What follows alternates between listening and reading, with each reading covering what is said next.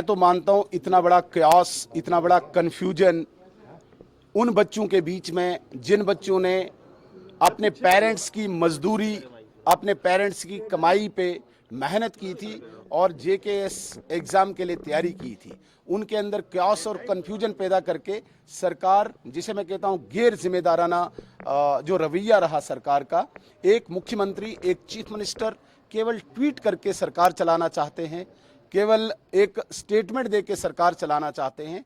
अगर इस प्रकार से स्टेट चलती है तो मुझे तो बड़ी विडंबना लग रही है। फिर मुझे तो बड़ा आश्चर्य हो रहा है कि ऐसे सरकारें चलती है। चीफ मिनिस्टर आपको बनाया गया और आप एक ट्वीट करके अपनी जिम्मेदारी से भाग रहे हैं। किस लिए बनाया था? सरकार ने समस्याओं का समाधान करना होता है। और आज जिस प्रकार से जेके एस्पायरेंट्स के साथ खिलवाड़ किया गया, उनके भविष्य के साथ, उनके मैं कहता हूं कि इच्छाओं, कामनाओं और उनकी उमंगों को तार तार किया गया, ये कभी भी माफ करने वाली बात नहीं हो सकती है। उमर अब्दुल्ला ने उन 40,000 जेके एस्पायरेंट्स के भविष्य के साथ उनका भविष्य रौंदा है कल। मुझे लगता है कि कभी माफ नहीं किया जा सकता। चीफ मिनिस्टर इसलिए बनाया जाता है, सरकार इसलिए बनाई जाती है कि वो हर वर्ग के बच्चों को, वो हर वर्ग के लोगों के साथ इंसाफ करे, जस्टिस करे। उनको दिल्ली जाना था, फ्लाइट में बैठ के ट्वीट करते हैं। ऐसे सरकारें चलती है क्या? आज तो ई ऑफिस है, आप तो मोबाइल से अपने ऑफिस का यूज कर सकते थे, वो भी न करके केवल और केवल बच्चों के साथ खिलवाड़ किया है। मुझे बहुत तकलीफ हुई है, मुझे बहुत दुख हुआ है उन बच्चों को देखकर, उनकी पीड़ा को देखकर, उनके चेहरे को देखकर मुझे बहुत परेशानी हुई। जेके एस्पायरेंट्स जो 1 साल से एज रिलैक्सेशन मांग रहे थे, 1 साल सरकार के पास था, नहीं की। 6 नवंबर को Jammu Kashmir public service commission की तरफ से नोटिफिकेशन आती है एग्जामिनेशन की कि 7 दिसंबर को एग्जाम है। तब भी 31 दिन होने के बावजूद भी उमर अब्दुल्ला साहब की नींद नहीं खुली।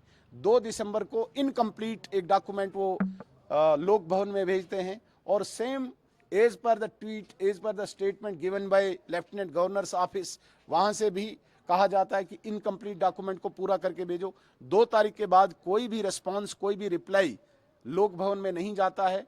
मेरे कहने का यह तात्पर्य है कि ये सरकार जो एंटी यूथ सरकार है, इसे अब एंगर का सामना करना पड़ेगा। वैसे भी ये सरकार वेंटिलेटर पे है, जहां उमर अब्दुल्ला साहब खुद मानते हैं कि इंडिया ब्लॉक वेंटिलेटर पे है, तो इंडिया ब्लॉक का एक पार्टनर नेशनल कॉन्फ्रेंस भी है, वो खुद भी वेंटिलेटर पे है।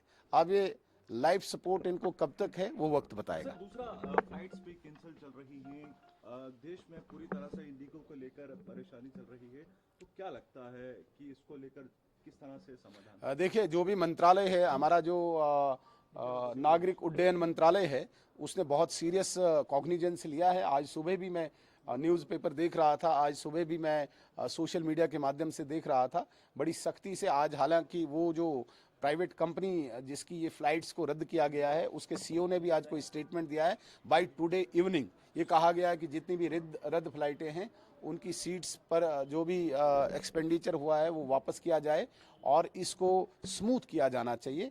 तो मुझे लगता है कि हमें वेट करना चाहिए, आज शाम तक शायद कोई समाधान निकल आए। अभी ने ट्वीट किया है कि इंडिया एयरलाइंस आईसीयू में चले जाते हैं। आईसीयू पे नेशनल कॉन्फ्रेंस है, सिर्फ इंडिया एयरलाइंस नहीं है, नेशनल कॉन्फ्रेंस है। ये बातें कह के उमर अब्दुल्ला साहब कहीं पे गले लगना चाहते हैं। मुझे गले लगाओ, मैं अब इनको गाली दूंगा, क्योंकि उन्हें लगा इंडिया एयरलाइंस का भी जहाज डूब रहा है। नेशनल कॉन्फ्रेंस को जितनी नफरत इस वक्त पब्लिक में है, ऐसी नफरत कभी हुई नहीं है। 1 साल के अंदर किसी सरकार की एंटी इनकम्बेंसी पहली बार देखने को मिली है।